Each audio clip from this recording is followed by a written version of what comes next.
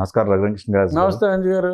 మరి మోహన్ బాబు గారి విషయంలో అసలు మీరు స్పందనే లేదు అంత జరిగినప్పటికి కూడా. అంటే అసలు మోహన్ బాబు గారిది అదొక కుటుంబ సమస్య అండి. కానీ అక్కడ దాడి జరిగింది కదా, ఆ రిపోర్టర్ మీద దాడి జరిగిన తర్వాత సరే ఓకే, కుటుంబం ఫస్ట్ ఫేజ్ వదిలేద్దామండి. సెకండ్ జరిగిన తర్వాత కూడా ఎక్కడ కూడా మీరు స్పందించలే. అంటే ఇక్కడ ఈ విషయంలో వాళ్ళ ఆవిడ చనిపోయారని చెప్పి చెప్తాను. అసలు మోహన్ బాబు గారి ఈ ఇష్యూ రెండు totally different issues. Mohan Babu గారి ఇష్యూ పూర్తిగా వ్యక్తిగతం. అవును, అది యాక్చువల్గా జరిగింది దురదృష్టం. ఎందుకంటే నాకు తెలిసి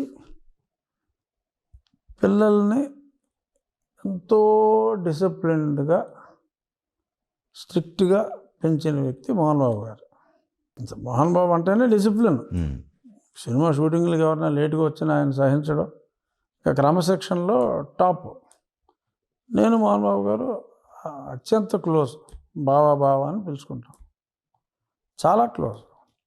అటువంటిది మరి వారి కుటుంబంలో అనుకోకుండా ఆ సమస్య వచ్చినప్పుడు ఖచ్చితంగా షాక్కి గురయ్యేది మోహన్ బాబు గారే. ఎందుకంటే ఇప్పుడు ఆయన కల్లో కూడా ఆయన డిసిప్లిన్ గురించి, వాళ్ళు ఎంత మర్యాదగా ఉంటారో దాని గురించి అత్యంత నమ్మకం ఉన్నది ఆయన. అలాంటిది ఒక్కసారి ఆయన షార్టర్డ్. ఆ షార్టర్ అయిన టైంలో human emotions will be totally different. ఆయన మోహన్ బాబు గారికి మామూలుగానే ఆవేశం, మీకు సినిమా వాళ్ళకి అసలు తెలియదు కాదు. ఒక పక్క వాళ్ళు అంత టెన్షన్లో ఉన్నప్పుడు మోహన్ బాబు గారి నోట్లో మైక్ పెడతామంటే కొంచెం ఆయన ఇరిటేషన్ ఫీల్ అయి ఉంటారు. బట్ చేసుకోవటం తప్పు. దండం పెట్టి పంపించేయాలి, చేసుకోవటం తప్పు. బట్ మోహన్ బాబు గారు ఆయన క్షణంలో కోపడతారు, మళ్ళీ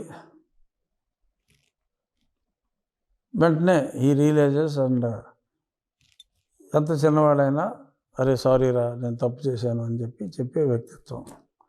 సో అది ఆటోమేటిక్గా ఎవడో మాట్లాడాల్సిన పని లేదు, మోహన్ బాబు గారే చూసుకుంటారు అని నేను అనుకున్నాను. అనుకున్నట్టుగానే ఆయన హాస్పిటల్కి వెళ్ళి తప్పు అయిపోయింది బ్రదర్ అని చెప్పి ఇంకా ఆయన క్షమాపణ చెప్పేసిన తర్వాత రఘు అంజో కామెంట్ చేయాల్సిన అవసరం లేదు ఆ సిచ్యువేషన్కి. Right, okay. ఈ సిచ్యువేషన్ ఈజ్ టోటలీ డిఫరెంట్. పుష్పాది ఇటువంటి సంఘటనలు ఎన్నో జరిగినాయి గతంలో. ఒక హీరో మీటింగులు పెట్టినప్పుడు, లేకపోతే ఒక పొలిటికల్ పార్టీ మీటింగులు పెట్టినప్పుడు ఆ పార్టీలకు వచ్చేవాళ్ళు, ఆ పార్టీల నుంచి వెళ్ళేటప్పుడు ఎన్నోసార్లు ఎంతోమంది అభిమానులు చనిపోయారు. ఇలా మీరు పలానా నువ్వు ఒక హీరోని, నువ్వు ఫంక్షన్కి వెళ్తే అక్కడ ఎవరైనా చచ్చిపోతే నీ మీద కేసు పెడతారా అని చెప్పి ముందే చెప్తే అసలు ఇటువంటి ఫంక్షన్లే జరగవు.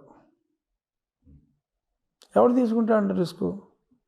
అసలు అనుమతి లేదనేది ప్రధానంగా వాళ్ళు మాట్లాడుతుందండి. మిగతాది ఏంగా మీరు అన్నదా అనుమతి అడిగాము అని వాళ్ళు అంటున్నారండి.